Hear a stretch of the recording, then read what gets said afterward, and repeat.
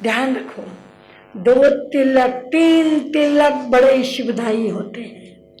एक माता के द्वारा निकाला हुआ तिलक, एक माता के द्वारा निकाला हुआ तिलक, एक बहन के द्वारा निकाला हुआ, राखी पूर्णिमा आ रही है ना, राखी पूर्णिमा आ रही है, बहन के द्वारा निकाला हुआ तिलक।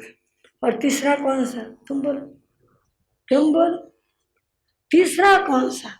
एक पतिव्रता पत्नी के द्वारा निकाला हुआ तिलक। अभिमन्यु को सुभद्रा ने तिलक निकाल के रवाना किया था। ये 3 लाख यानी भाग्य, ये 3 तिलक हमारे भाग्य को बढ़ाने वाले होते हैं। माँ ने रतन जी को क्या निकाला? तिलक, गुड लक, बेटर लक और बेस्ट लक। ध्यान रखना, गुड लक, बेटर लक और बेस्ट लक, उसको कहते हैं तिलक। ये मेकअप नहीं है, तिलक कोई मेकअप नहीं है, तिलक जो है वे वेकअप है। तिलक मेकअप नहीं है, तिलक वेकअप है, जिसके अंदर 3 लोक का साम्राज्य है। माँ ने क्या किया? अपने बेटे को तिलक निकाला। और भाभीियों ने क्या किया? सुन लिया मिटाते, भाभीियों ने क्या किया? अपनी लिस्ट देवर जी के हाथ में थमाई। चली जहाजे रतन जी चले दूर देश में। उन्होंने सोच लिया मुझे दूर देश में जाना है, जहाँ कोई मुझे पहचानता ना हो, जहाँ कोई मुझे देखता न हो। ऐसे क्या है नगर के अंदर, ऐसे कंचनपुर नगर के अंदर रतन दत्त पहुंच गए और सोचा यहीं पे बिजनेस करूंगा, यही बिजनेस करना है। और वो वहाँ पर बिजनेस करने के लिए राजा के पास में जा करके बाज़ाब्ता परमिशन ली, और परमिशन ले करके अपना बिजनेस जो है कहाँ चालू कर दिया? कंचनपुर नगर में अपना बिजनेस चालू कर दिया। बिजनेसमैन के लिए भी हमारे सिद्धांतों में कुछ सूत्र दिए। पहली बात तो व्यापारी के पास में नीतिमत्ता हो। पहली बात क्या है? नीतिमत्ता हो। नीतिमत्ता यदि चली गई तो टिकोगे नहीं। नीतिमत्ता चाहिए। व्यापारी को क्या चाहिए? पहली बात नीतिमत्ता चाहिए। दूसरी बात मुंह में मिठास चाहिए। दूसरी बात मुंह में क्या चाहिए? मिठास चाहिए। और तीसरी बात सदाचार चाहिए। वर्तन में सदाचार चाहिए, मुंह में मिठास चाहिए, व्यवहार में नीतिमत्ता चाहिए। तो जंगल में भी गया तो व्यक्ति भूखा नहीं रहेगा। और रतन दत्त के पास में ये तीनों बातें थी। रतन दत्त के पास में ये तीनों बातें थी। व्यापार चल रहा था, पोते पुनवानी थी। मेन बात, चौथी बात यह है कि पोते पुनवानी थी। पुनवानी लेकर के आए थे कोई जन्म की। बिजनेस करने के लिए लगे। 1 रुपए का माल लेते हैं, दूसरे दिन 4 गुना भाव बढ़ता है। 1 गुना 1 रुपए में लेना और 4 रुपए में बेचना उनके पुण्य का उदय था। नहीं तो कई लोगों के पाप कर्म का उदय होता है। 1 रुपए का माल लेते हैं और सोचते हैं कल 2 रुपए हो जाएंगे, तो दूसरे दिन 8 आने होते हैं। और वो माल बेच देते हैं कि बेचे कि 4 घंटे में वो 1 रुपए के 2 रुपए होते हैं। होता है ना ऐसा होता है। तो ये होता है। पोते पुनवानी चाहिए। यदि पोते पुनवानी हो तो ये कुछ नहीं होता है। रतन जी साथ में पुण्य लेके आए थे, पुण्य का पुंज लेके आए थे। तो खूब कमाया, लेकिन शरीर में नम्रता थी, अंगी नम्रता, अत्यंत नरम थे, मुंह में मिठास था, व्यवहार में नीतिमत्ता थी, एक पैसा किसी का डुबाने की भावना नहीं थी, नीतिमत्ता कूट कूट के भरी हुई थी, सदाचारता थी, सदाचारी थे, आंखों में लज्जा थी और मन में ब्रह्मचर्य के प्रति प्रेम था, सद्भावना थी और खूब बिजनेस बढ़ रहा था, धर्मात्मा थे। नगर सेठ ने देखा, अरे व्यक्ति अपने गांव में नया नया आया है, लेकिन दिखता बड़ा अच्छा है, अभी 4-5 साल हुए आया है और क्या कमा रहा है, क्या मुंह में मिठास है, बहुत नौजवान है, चेहरे के ऊपर तेज है, मन में ब्रह्मचर्य सदाचार दिख रहा है। इसको ये तो अपने किसी बड़े घर का किसी खानदानी पुरुष लग रहा है, किसी खानदान का ये खानदानी व्यक्ति लग रहा है। मन में 1 बार देखा, 2 बार देखा, 10 बार देखा और सेठ जी के आंखों में रतन जी बैठ गए। ध्यान रखना, उनके आंखों में रतन जी बैठ गए और उनकी इकलौती लड़की थी कमला। उन्होंने रतन जी को अपने घर भोजन करने के लिए बुलाया।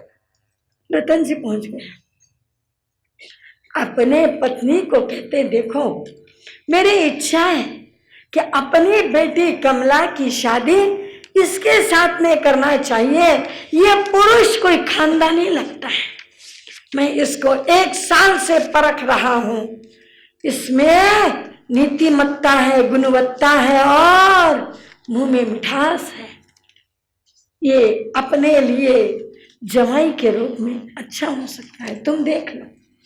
पत्नी ने देखा, लड़की ने देखा, रतन जी भोजन किया और बैठे। तब सेठ साहब कहते हैं, आपका नाम? बोले मेरा नाम रतन।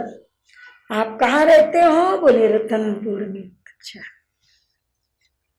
बाकी कुछ नहीं, इतना ही पूछा और कहते हैं, हमारी इच्छा है कि अपने बेटी की सगाई, अपने इकलौते बेटी की सगाई आपके साथ में कर देंगे। वह कहते हैं, सेठ साहब आपने जाति पूछी नहीं, कुल पूछा नहीं, पानी पीछे छान के और सगा कीजिए जान के, पानी छान के पीना और सगा जान के कहना, पहचान के करना। कहते नहीं, आपकी चाल, आपकी बोली, आपका व्यवहार बता रहा है कि आप बहुत बड़े शालीन, खानदानी और कुलवान जाति के सुपुत्र हो, कोई पूछने की जरूरत नहीं है। ना कहते हुए भी रतन दत्त की सगाई हुई। हाँ, सगाई के बाद में कमला के साथ में शादी हुई।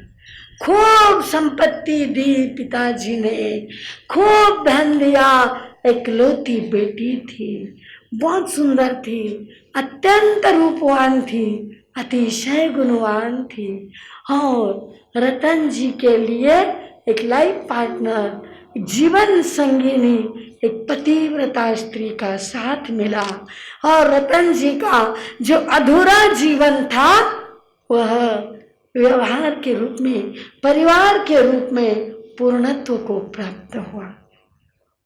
10 बज गए, पूर्णत्व को प्राप्त हुआ। और आगे की बात देखते हैं ना, क्या क्या होता है ना। यहाँ तक फिर भी आज हमने काफी कुछ आगे बहुत जल्दी पूरा करने की कोशिश कर रही हूँ, लेकिन हनुमान जी की पूछ पूरी नहीं होती। हाँ, पोजीशन तक पूरी हो जाए तो बहुत अच्छा हो। तो क्या है, अब रतन जी की शादी हो गई, आनंद मंगल से रहते हैं। कल हमने सवाल देखा, हूँ मैं क्रूर हिंसक फिर भी राजा कहलाता हूँ, भाग्य मेरे ऐसे राजन, धर्म पिता का लांछन कहलाता हूँ। सवाल का जवाब है शेर। सवाल का जवाब क्या है? सांप नहीं हो सकता है, इसमें धर्म पिता लिखा है। पार्श्वनाथ भगवान हमारे धर्म पिता नहीं हो सकते, धर्म पिता हमारे भगवान महावीर स्वामी है। उल्टे पुल्टे एक हैं जिनके अक्षर तीन, दुख पावे पर आत्मा मत बोलो परवीन। तो क्या है, ढूंढ के लाना कल के सवाल का जवाब। देखते हैं आगे रतन जी क्या करते हैं, देखते हैं उसके आगे श्रावक का गुण क्या बोलता है। लेकिन आज हमारे धर्म सभा में हमारे रायचूर श्री संघ के महामंत्री हमारे सज्जन भाई बोरा और तेरापन संघ के अध्यक्ष हमारे मरोठी जी और हमारे धर्मनिष्ठ भाई सुरेश जी बोरा आज यहाँ पर पहुँचे हैं। मैं एक मिनट के लिए इन सारे श्रावकों को, रायचूर वालों को जय जिनेंद्र करने के लिए आह्वान कर रही हूँ। एक मिनट के लिए आप खड़े हो जाओ, आप पीछे मत देखो, ये लोग आगे बैठने वाले हैं। जय जिनेंद्र करो सभा को। बड़े धर्मात्मा और ऐसे भी, हाँ हमारी बहनें भी साथ आई हैं, ऐसे भी दक्षिण में धर्म का प्रभाव बहुत ज़्यादा है और जिसमें रायचूर तो तीर्थंकरों की राजधानी है। मेरे गुरुदेव हमेशा कहते थे भाई रायचूर तो तीर्थंकरों की राजधानी है, बड़ा धर्मनिष्ठ क्षेत्र है। उसके साथ ही साथ आज हमारे धर्म सभा में हमारे कपूर चंद जी गांधी सन 1997 में मेरा चातुर्मास, 94 में मेरा चातुर्मास, 93 में मेरा चातुर्मास अमरावती हुआ था। तब से लगाकर आज तक ये परिवार एक साल भी बिना नागा किए दर्शन के लिए आता है। भले तबीयत अच्छी हो ना हो, परिस्थिति अनुकूल, परिस्थिति यानी वो परिस्थिति मत समझना, वो तुम जो समझते हो ना वो पैसे वाली परिस्थिति मत समझना। कोई गरीब नहीं है, बहुत अच्छे क्या है कि संपन्न परिवार से है, लेकिन घर के अंदर कई प्रकार की परिस्थितियां आती है ना, कभी बहू, कभी बेटा, कभी अमुक, कभी ढमुक, लेकिन इनको सारी बातों को छोड़ करके ये हर साल प्रतिवर्ष यहाँ पर पहुँचते हैं। हमारे कपूर सिंह जी गांधी सब परिवार आज अमरावती से यहाँ पर पहुँचे हैं। एक मिनट के लिए मैं उनको भी कहती हूँ कि सभा को जय जिनेंद्र करें। कपूर सिंह साहब खड़े हो जाओ, बोलो सब जने। हाँ तबीयत अच्छी नहीं रहती आपकी, फिर भी पहुँचते हैं। ऐसे लोग आपके घर पहुँच रहे हैं, आपके यहाँ पहुँच रहे हैं, आप इनसे परिचय करो, मिलो चलो। और आज